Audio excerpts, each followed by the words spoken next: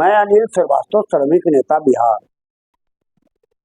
एक आध दिन पहले आपके भारत के गृह मंत्री आए थे और उन्होंने यह गया में यह घोषणा किया, कर्पूरी ठाकुर जी को हमने क्या भारत रत्न का सम्मान दिया और पूरा जितना गुणगान करना था वो सारा गुणगान किया। उज्ज्वला गैस दिया महिलाओं को, आयुष्मान कार्ड बनवाने का 5 लाख का चिकित्सा कर दिया। उसके बाद उन्होंने कहा कि हम 5 किलो अनाज भी हम दे रहे हैं गरीबों को, वगैरह वगैरह बहुत सारा। ऐसे हुआ उनसे हुआ, 370 हटवाया तो रामलला के मंदिर बनवाया, सब कुछ पूरा घोषणा उन्होंने किया। जितना वर्णन था 10 वर्षों में उन्होंने किया, कोई दो राय नहीं। हमने वीडियो में देखा, मुझे हैरत भी हुई और मुझे ताज्जुब भी हुआ कि इन्हीं बातों को बीजेपी वाले, भाजपा वाले यही डटते रहते हैं। 370 हटाया, रामलला के मंदिर बना दिया, आयुष्मान कार्ड बनवा रहे हैं, तो उज्ज्वला गैस दे रहे हैं, तो कनेक्शन दे रहे हैं, वगैरह वगैरह। खाली केवल इतना ही कर रहा है, लेकिन असली जो हकीकत बात है वह नहीं। हकीकत यह है कि भारत के अंदर में जो गरीबी वर्तमान में है, बेरोजगार नौजवान रोजगार के अभाव में छटपट कर रहे हैं, इसके बारे में उन्होंने नहीं कहा। हम याद कराना चाहते हैं आपको कोरोना काल में। कोरोना काल में क्या हुआ, कितने लोग जो बाहर गए थे कमाने के लिए, गुजरात, बम्बई, मद्रास, सारे लोग पैदल यात्रा कर करके अपने अपने घर पहुंचे। उस दिन को आप याद करो, उस दृश्य को अगर आप याद नहीं करते हो ऐसी स्थिति में तो आप गलत करते हो। हमने देखा वीडियो, एक महिला अटैची लेके जा रही है, उसके ऊपर बच्चा सोया हुआ है। ये बात आई प्रकाश में, सारे लोगों ने इसको चर्चा में देखा, लेकिन क्या हुआ, इन बातों को आप याद नहीं करते। मैं जानना चाहता हूँ कि आखिर लोग बाहर क्यों कमाने जाते हैं। क्या अगर आप यही बिहार के अंदर में या देश के अंदर में कल कारखाने आप खोलने का काम करते, अगर उनको रोजगार की व्यवस्था आप कर देते, सरकारी रोजगार न दे करके मान लिया प्राइवेटे आप देते, आप उनको रोजगार पक्की कर देते, तो आज ये नौबत बिहार के लोग बाहर नहीं जाते, कमाने के लिए ही काम मिलता। लेकिन आपने इसकी चर्चा नहीं किया अमित शाह जी कि हाँ, हम बेरोजगारों को कितना रोजगार दे रहे हैं, कितने लोगों का हम रोजगार देने का जो वादा किया था 2 करोड़ का, उसमें हम कितना को हम किया, ये आपने नहीं कहा। बस रामलला का दर्शन, रामनवमी आ रहा है, रामलला का दर्शन होगा, ये होगा, वह होगा, इससे भारत की गरीबी दूर हो जाएगी तो हम मान लेंगे, भले आपकी गरीबी दूर हो जाएगी। यही चीज हम जब सुनते हैं तो मुझे हैरत होता है कि ये केवल इस प्रकार से कह के जनता को गुमराह करने का काम करते हैं लोग। आप इन सब लोग चीजों से सचेत होने की जरूरत है।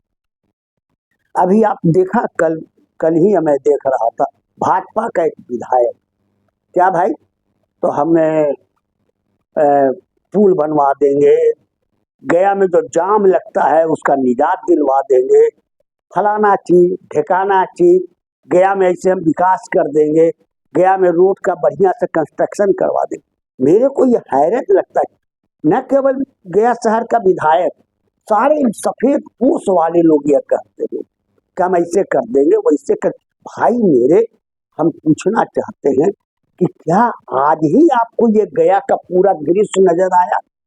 क्या आपको ऊपर वाले प्रभु ने आज ही सपना दिखाया कि देखो बच्चा, ये गया की स्थिति है? क्या आपको ये मालूम नहीं है कि गया की फल्गु नदी जिस पे लोग पिंड दान करने आते हैं वो सूखी भी है, जिसके लिए 14 वर्षों से मैं आंदोलन चला रहा हूँ।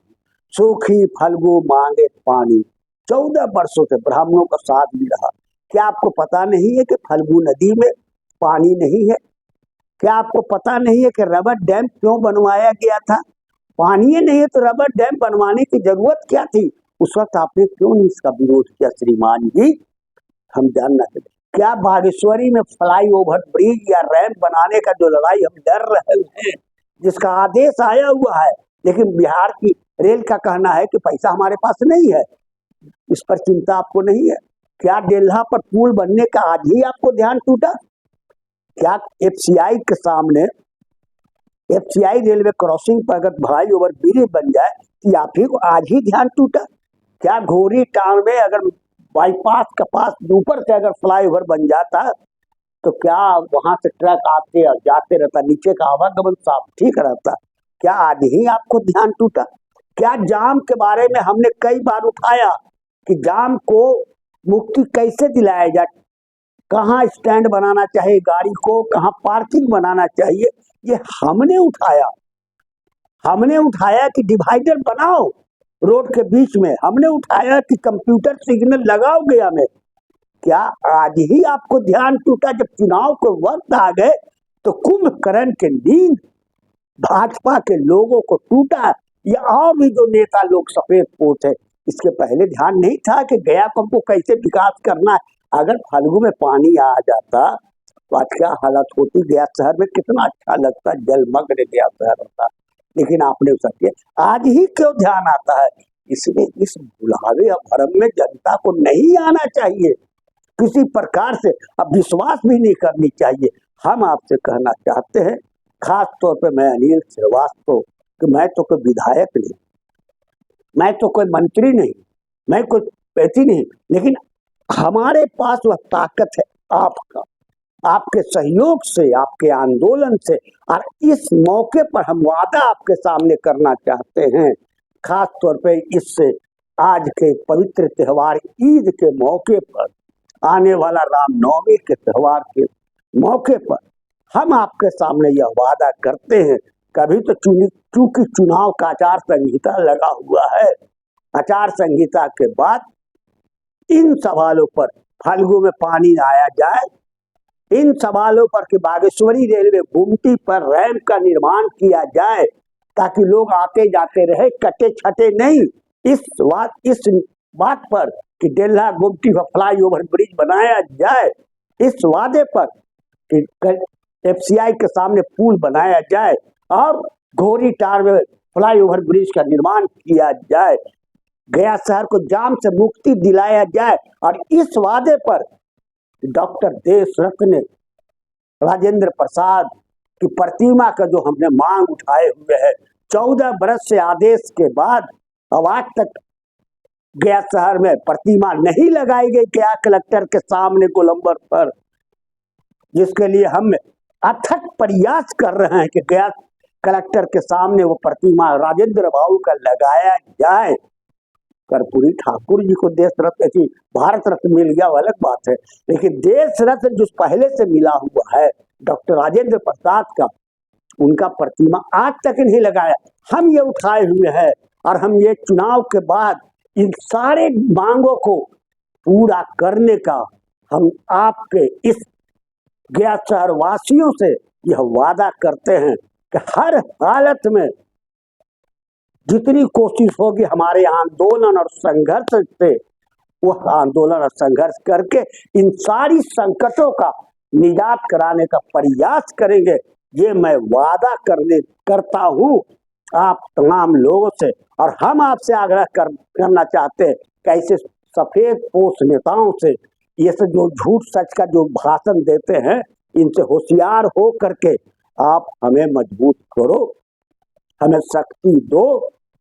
न मैं कोई जात की बात करना चाहता हूँ, ये नहीं कि मैं लाला जी हूँ बस लाले जी की बात कर रहा हूँ, ये सब मेरा आदत नहीं है। मैं सबकी कल्याण की बात करता हूँ और इसी चीज के लिए इन जितनी भी समस्याएं हैं गया शहर में, हर समस्याएं इस चुनाव के बाद आचार संहिता हटेगा तो हम अपने आंदोलन के ताकत से, अपने प्रयास से हम इन सारी समस्याओं का दूर करने का प्रयास करेंगे। ये कहने के लिए मैं वीडियो आपके सामने लाया हूं।